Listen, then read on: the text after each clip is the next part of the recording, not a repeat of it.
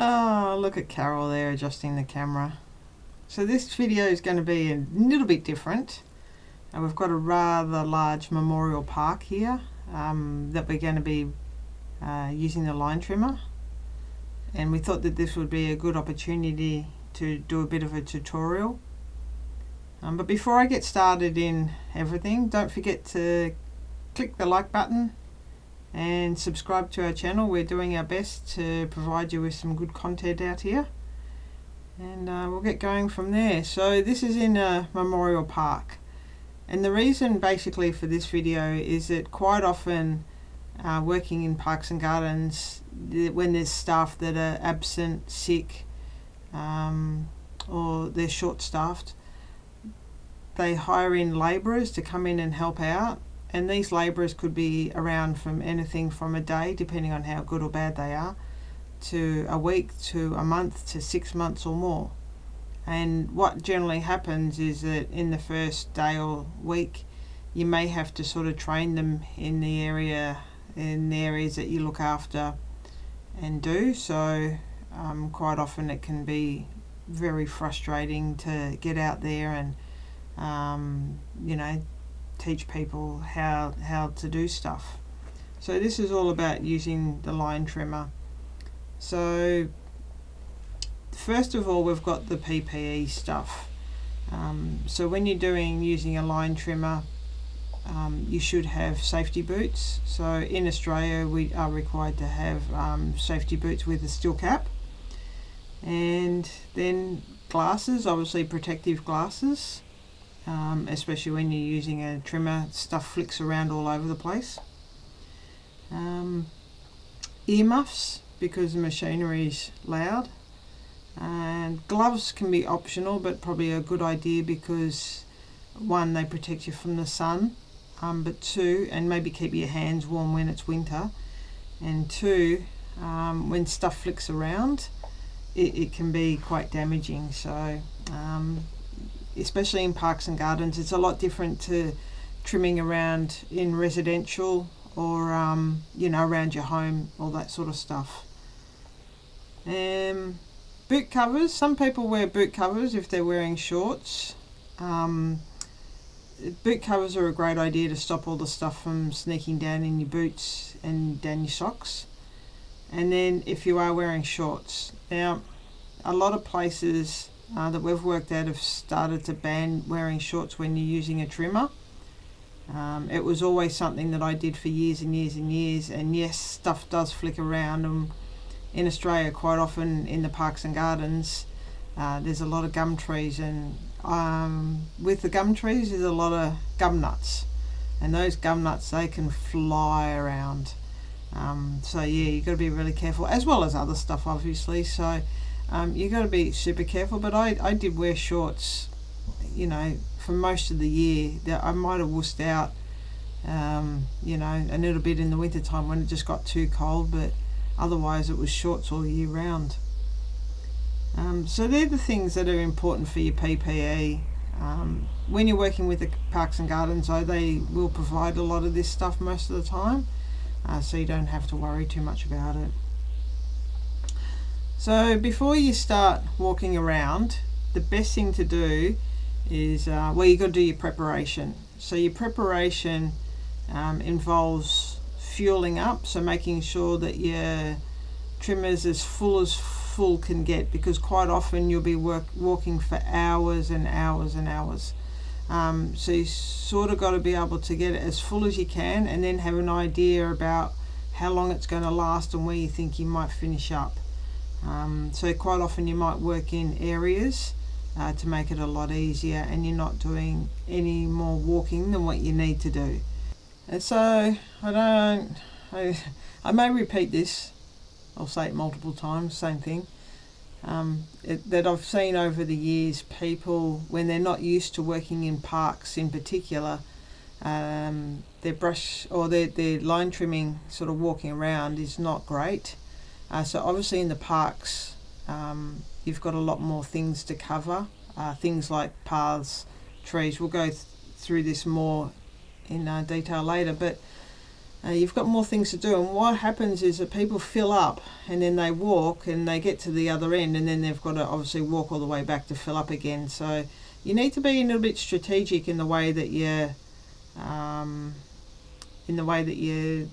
walking around the park. You don't want to be backtracking too much and walking aimlessly. So sometimes it might mean moving the vehicle and making it easier. So yeah, anyway, make sure you've got enough fuel. So you can't obviously carry it with you, so make sure you're as full as you can and away you go. The next thing is your line trimming cord. So what you would normally do is check to see how much cord is in the trimmer already, so that you've got a bit of an indication. If you're used to using them, generally you know how much trimmer cord you're going to go through. But you'd also cut your cord off the reel, and you'd cut at least one or two other sections and carry them around with you, and just hope that you don't lose them along the way. That's happened. It happens many times. It might fall out of your pocket or something. So you cut enough cord so that if you run out of cord when you're out and about, that you can quickly fill it up again and away you go. So they're the two things to make sure before you start: fuel and cord. Now the next thing is in a park, I'm going to cover the areas of the park that you'll need to get to. So at the moment we're going around a tree at the moment, but this is a memorial park, so you will see a few old tombstones or grave sites, whichever you want to call them. And yeah, so it's just not generally doing around a fence line, it's more than that. So you'll come to things like park benches, trees, what else is there? Obviously your paths, lots of paths, garden beds, basically any area that your mower won't get to. And sometimes you've got to fill in areas, so you've got to come out a little bit wider, because depending on which mower you're using, they don't always get to as close to areas as you'd like them to. So you can so you need to be able to cut more of a wider area with the grass, just to make it easier for the mower. And quite often you would, in the parks and gardens, you probably spray some areas as well, so it makes it a little bit easier.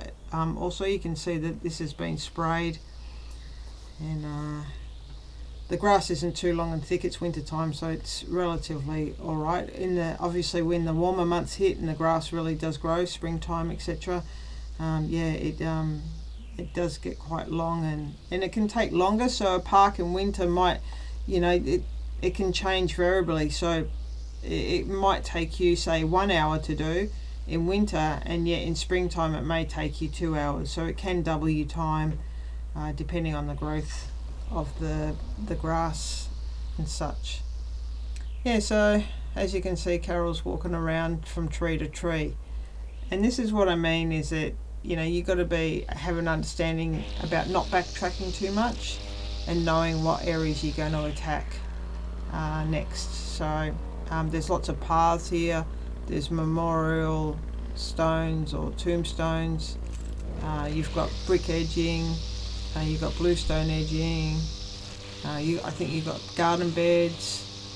So you want to make sure that you're sort of walking in a way that you don't have to walk needlessly for miles, so that you can still be energetic by the end of the day.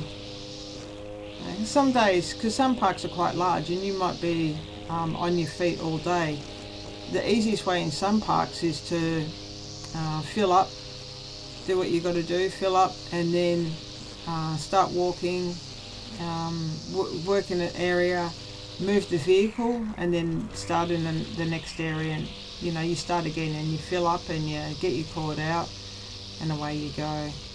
I just cannot tell you how many times, as Carol's hair pops in and out of the camera, she has to go and get a haircut, I think. Yeah, I cannot tell you how many times I've seen people, and you tell them and explain to them what needs to be done, and then off they go, and then you don't see them for days, it feels like. And then when they tell you what they've done, it's like they've hardly done anything. So yeah, sometimes I've seen people where, a park should take an hour to walk around, they can take, 5, 6, 7 hours to do. So definitely, doing this sort of stuff in a park is a lot different than your residential areas and your commercial areas, I suppose, depending on how big some of those are. So generally, when you've got time, you would probably go around and spray a lot of the area, so it does make it easier when you're brush cutting. Obviously, the person brush cutting, line trimming. We tend to call it, I think, brush cutting more than line trimming, but that's what I know. It seems to be different in different places, I think, and depends, I suppose, on where you are and who you work with as to what they call it. I know that we all call it your brushy or your brush cutter rather than your line trimmer. So definitely when you've probably got a bit of time, you'd go around and you'd spray around the trees a bit. Yeah, so walking around and doing it in sections. As you're walking around, the next bit, hang on, we'll go on to this bit. So obviously you've got the mower, so you've got to get a lot of the parts where the mower can't get to. So in this park, they're using a ride-on lawnmower, John Deere ride-on, and obviously it can't get in between certain things. And you do have things like this where there's a pole, and to make it easier for the person on the mower, where they don't have to,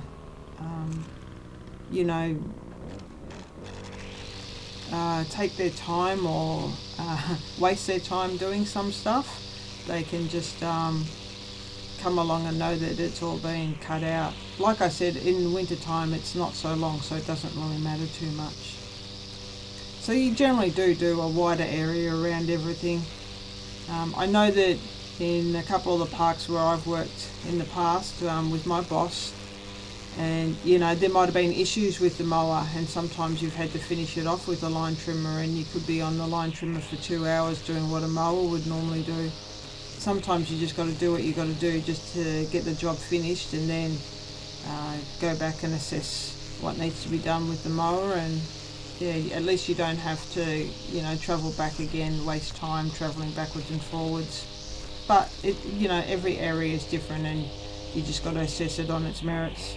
I think with gardening, it's definitely in parks and gardens, there's no 2 days are the same. So something different always happens. So then, as you're walking around, obviously, the next thing is that you've got to be constantly aware of what's around you. So when you're working around in parks and gardens, there's, you can get a lot of people walking around you. So look at those nice hedges. Not distracted at all, by the way, but aren't they cut nicely? Yeah, so, and the agapanthus have been all cut. Well, they were cut a few months ago, it looks like. If it was winter, they're cut at the end of summer. Nice old bluestone edge. So this park would be, quite old. I would dare say, like going back at least sort of 60, 70, 80 years old, I would imagine. So for us, I consider it to be old. The cemetery, I suppose it's an old cemetery. It's not one that's used anymore. So it's full and been closed, and it's been closed for some time. And I don't think that they had much organisation in it, hence in this particular park there's a lot of walking around. So let's get back to it. So when you're walking, doing along the edges of the paths more so than the garden beds, what you've got to be aware of is people and kids. So you've got people, kids, people on bikes, people with animals. So you might have dogs and stuff, so you've got to be aware of all those sorts of things. And you've got to be constantly looking up, because you can be in the moment walking along concentrating on what you're doing, and then all of a sudden somebody can be, you know, coming right towards you, and the last thing you want to do is hit them in the face, you know, with a stick or what have you. So you just got to be aware of the people that are around you. Some of the, you know, I've mentioned that you might get gum nuts from around the gum trees, but there's also things like glass. Obviously in parks, you know, people hang out and I don't know, they seem to not want to chuck stuff in rubbish bins all the time, so they get thrown on the ground, as well as the rubbish. The garden beds do well to collect some of the rubbish, but they don't collect all of it, so you might hit a paper or a tissue, and worst nightmare I think, and it scatters to 1 billion pieces, and then you've got to pick it all up. So it's easier to pick up one piece than 1 billion pieces. Yeah, so being aware of everything that's around you. Obviously you don't want, talking about rubbish, there's a couple of rubbish bins. Yeah, so people don't always use them, and stuff does blow in as well, so it's just one of those things that happens. The other thing that you've got to be constantly on the lookout for is dog poop. So hitting them with a trimmer is the last thing that you want to do. So you want to make sure that you're constantly looking around and looking at everything that you're doing. It takes a lot of concentration when you're doing these parks, because there's a lot of elements that you've got to think of. Somebody must steal their bins, they're locked up.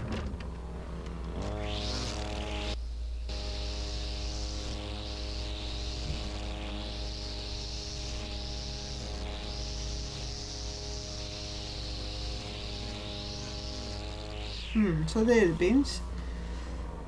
You can see that, like I said earlier, that there's a lot of stuff that you've got to trim around the poles, the tombstones, all that sort of stuff.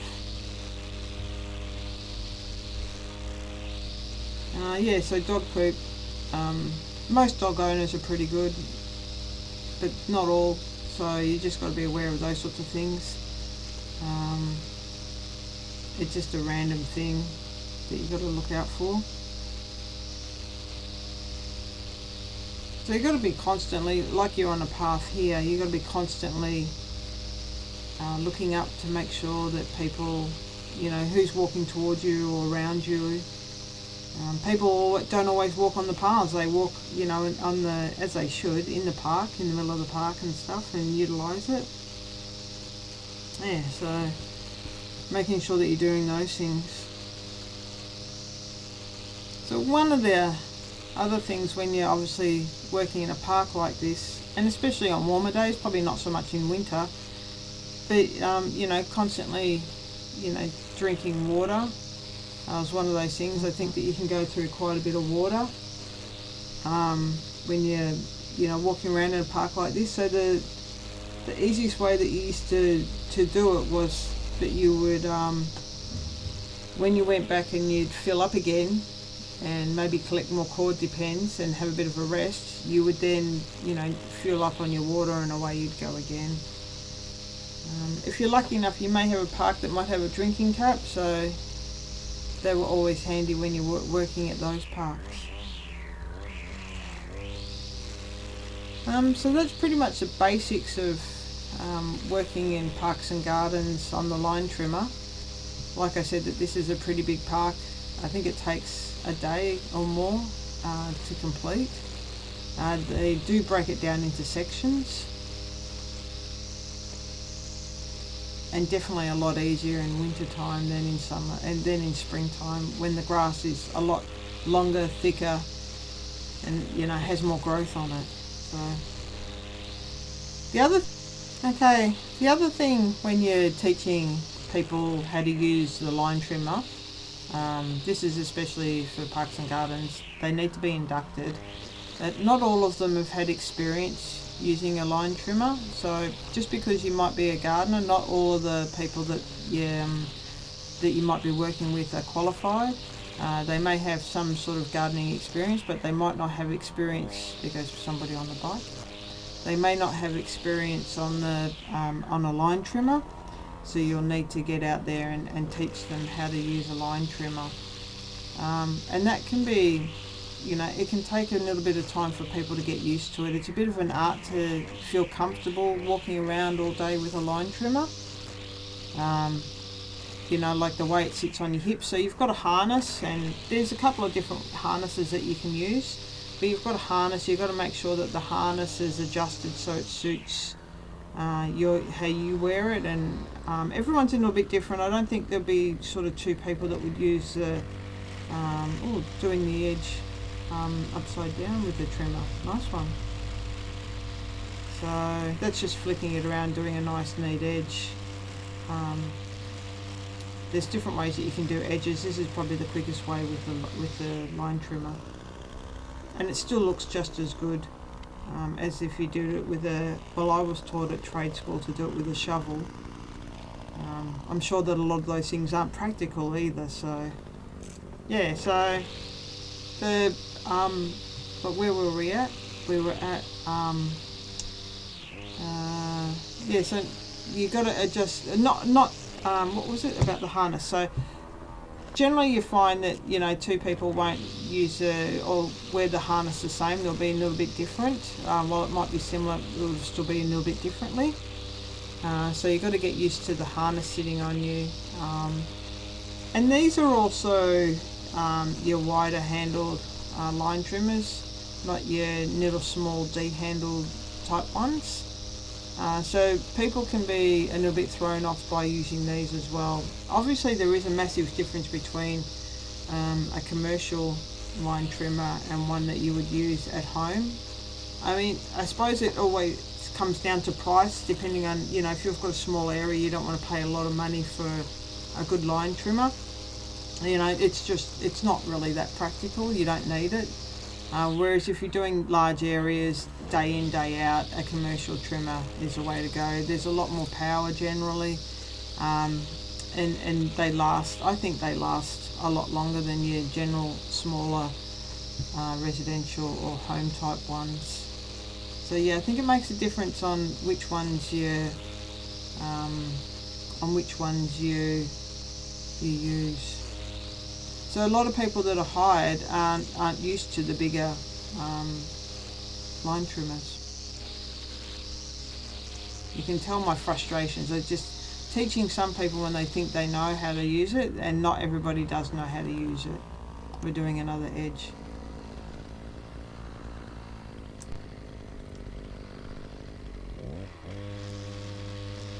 There's quite a few leaves still drifting around. They're the annual bed. Where the annuals have not grown so well. I think that there's something wrong with the soil. I don't know if it's a fungus or what it is, but there's something wrong with the soil. Anyway, we haven't got much of the video left to go. As you can see, Carol still walking around. It's quite, like I said, that there's quite a lot of trimming to do in the park. You can see there's doing along the gravel edge there, a lot of the stones would be flicking up and around, as well as little sticks and stuff.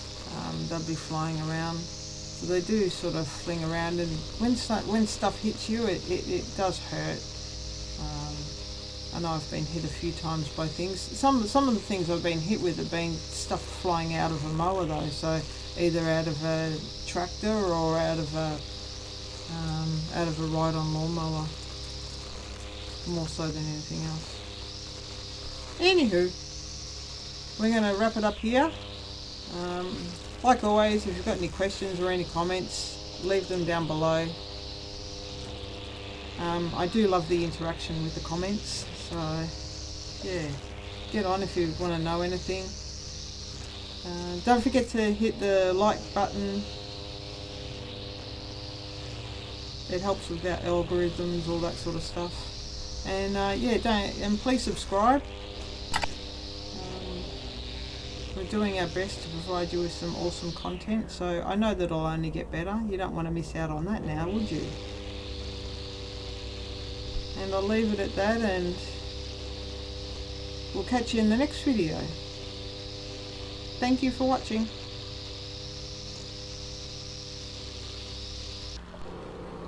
Okay, just quickly, for those of you that may have missed it the first time, as Carol was walking around, there was a dead rat just there. There you go, right in the corner there.